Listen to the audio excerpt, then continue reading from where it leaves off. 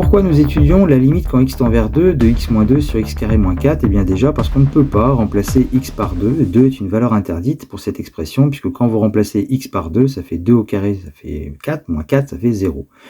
Et comme la division par 0 est interdite, eh bien 2 est une valeur interdite. Donc c'est pour ça qu'on va essayer maintenant de comprendre ce qui se passe pour cette quantité quand x est proche de 2. Alors étudions la limite au numérateur. Au numérateur, x moins 2, quand x tend vers 2, ça fait 0. Au dénominateur, quand x tend vers 2, x carré moins 4, ça tend vers 0. Donc on est sur une forme indéterminée de la forme 0 divisé par 0, en termes de limite. C'est pour ça que j'ai mis des guillemets, hein, c'est pas le vrai 0, c'est une limite, c'est-à-dire que les quantités se rapprochent de 0. Alors, le principe qu'on connaît, c'est de factoriser par le terme le plus fort. Sauf que finalement, ce principe est plutôt utilisé quand on a des infinis. Ici, on comprend assez vite que factoriser le plus fort n'a pas tellement de sens, puisque regardez le numérateur, x il est proche de 2, et là vous avez 2. Alors lequel des deux est le plus fort? Ça reste à voir. Donc on va essayer de répondre donc à cette limite en fait d'une autre manière, puisque factoriser par le plus fort en fait ne nous amène pas à grand chose. Et là en fait je vous ai donné un cas particulier. Il se trouve que x carré moins 4 peut s'écrire x carré moins 2 au carré. Et là, on voit apparaître une identité remarquable, a carré moins b carré, qui se factorise sous la forme a moins b fois a plus b, avec a qui vaut x et b qui vaut 2. Donc ça devient x carré moins 2 au carré, se factorise sous la forme x moins 2 fois x plus 2. Donc l'expression x carré moins 4, on va pouvoir la transformer en x moins 2 fois x plus 2. Et alors là, magnifique, puisque on sait simplifier des fractions. 5 divisé par 5 fois 7, on barre les 5, il nous reste un septième. Là, c'est exactement pareil, sauf que le x-2, alors j'ai mis une parenthèse pour lui donner un peu plus de ressemblance avec le terme qui est au dénominateur, mais finalement, on a le même terme, multiplicateur ici, donc on va pouvoir simplifier par x-2.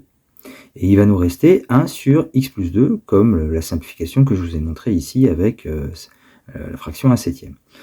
Maintenant, on arrive donc à la limite quand x tend vers 2 de 1 sur x plus 2, ce qui va donner un quart.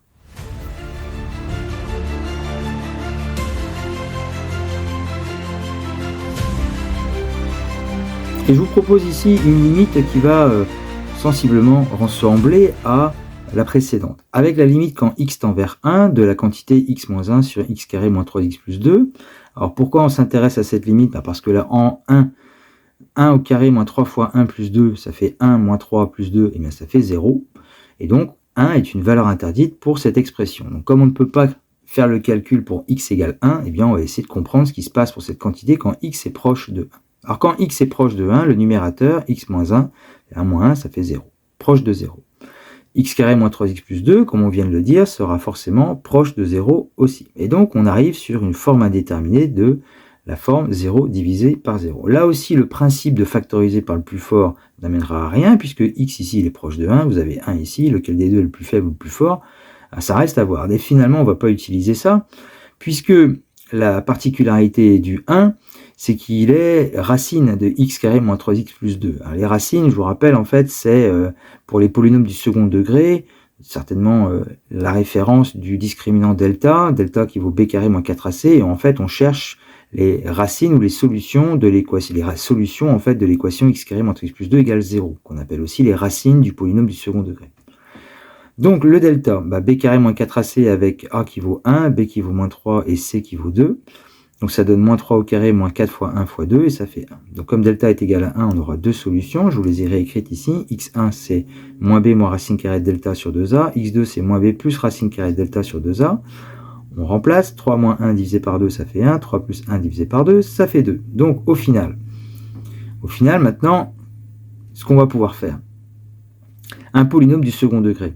Bon, c'est bien beau de calculer delta, mais ça donne une information supplémentaire, c'est que le polynôme du second degré a alors une factorisation, et d'ailleurs on a factorisé finalement dans l'exemple précédent, a une factorisation de la forme a fois x moins x1 fois x moins x2. Voilà le rappel que je vous fais, qui est intéressant dans certains cas, comme ici, et donc l'expression x carré moins 3x plus 2 se factorise avec a qui vaut 1, x moins 1 fois x moins 2, puisque nos solutions sont 1 et 2 qu'on remplace ici dans la formule.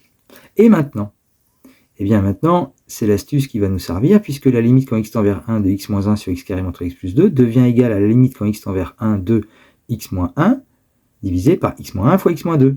Et comme dans l'exemple précédent, on peut simplifier le terme x-1 et ça devient limite quand x tend vers 1 de 1 sur x-2. Et 1 sur x-2, quand x tend vers 1, ça fait 1 sur moins 1, et ça donne comme limite moins 1.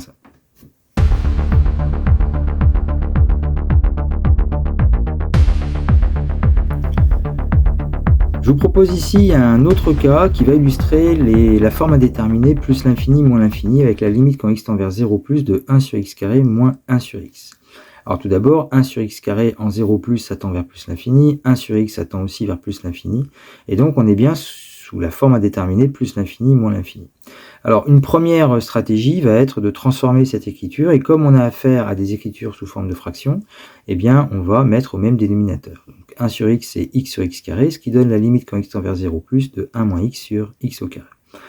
Et arrivé à cette expression, quand x tend vers 0 plus, eh bien 1 moins x tend vers 1, x carré va tendre vers 0 plus, et ce qui 1 sur 0 plus en termes de limite, là je vous remets à l'affichage la vidéo dans laquelle on avait travaillé sur les quotients justement de limite, et bien ça tend vers plus l'infini. Voilà une première stratégie. Après, il y a une autre stratégie qui est un peu différente, et finalement qui va nous ramener sur la même expression. Et on va reprendre le principe qu'on a vu, c'est-à-dire qu'on factorise par le terme le plus fort. La limite quand x tend vers 0 plus de 1 sur x carré moins 1 sur x. Donc fait apparaître la forme indéterminée plus l'infini moins l'infini. Jusqu'ici tout va bien.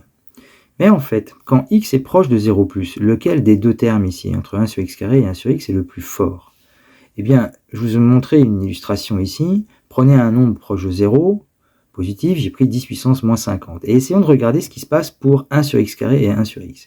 Alors 1 sur x, c'est 1 sur 10 puissance moins 50, ça fait 10 puissance 50. Mais lui, le carré ici, 1 sur x carré va devenir 1 sur 10 puissance moins 50 au carré, ça fait 10 puissance moins 100, parce qu'on fait 2 fois moins 50, et ça donnera 10 puissance 100. Ça veut dire que pour une valeur qui est proche de 0, eh bien 1 sur x carré est plus fort que 1 sur x.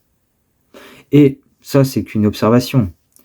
En fait, il se trouve que dès qu'on vous prenez un nombre compris entre 0 et 1, eh bien le carré sera forcément plus petit que le nombre. Et comme le carré est plus petit que le nombre, quand vous inversez, l'inverse du carré sera donc plus grand que l'inverse du nombre. Et c'est lié au fait que vous avez ici la droite y égale x, ici vous avez la parabole qui correspond à y égale x carré, sur l'intervalle 0 plus l'infini que j'ai tracé, puisqu'on est entre 0 et 1. Et entre 0 et 1, eh bien, le carré est plus faible que x.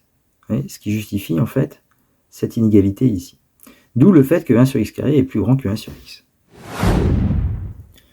Et donc, dans cette expression, eh bien, on va factoriser par 1 sur x carré. Dans ce cas, que faut-il mettre dans la parenthèse pour que quand on développe, on récupère le terme qui est là? Eh bien, déjà, il faut mettre 1, parce que 1 sur x carré fois 1, ça fait 1 sur x carré. Moins, eh bien, qu'est-ce qu'il faut mettre pour que multiplié par 1 sur x carré, ça donne 1 sur x? Mais il faut mettre x, parce que x fois x va se simplifier avec un des x qui est au dénominateur, et ça va donc donner 1 sur x. Cette factorisation étant faite, maintenant quand x tend vers 0 plus, la parenthèse ici tend vers 1, et 1 sur x carré va tendre vers plus l'infini. Plus l'infini fois 1, ça fait plus l'infini. Et finalement, cette factorisation, qui est un peu étrange, mais ça fonctionne, eh bien, vous remarquez que ici, vous avez exactement la même expression que là. Donc, cette factorisation n'était pas forcément obligatoire. On pouvait s'en sortir avec une simple mise au même dénominateur, mais il n'empêche que, voilà, une astuce qui est autorisée. Après, il faut juste savoir manipuler un peu les factorisations.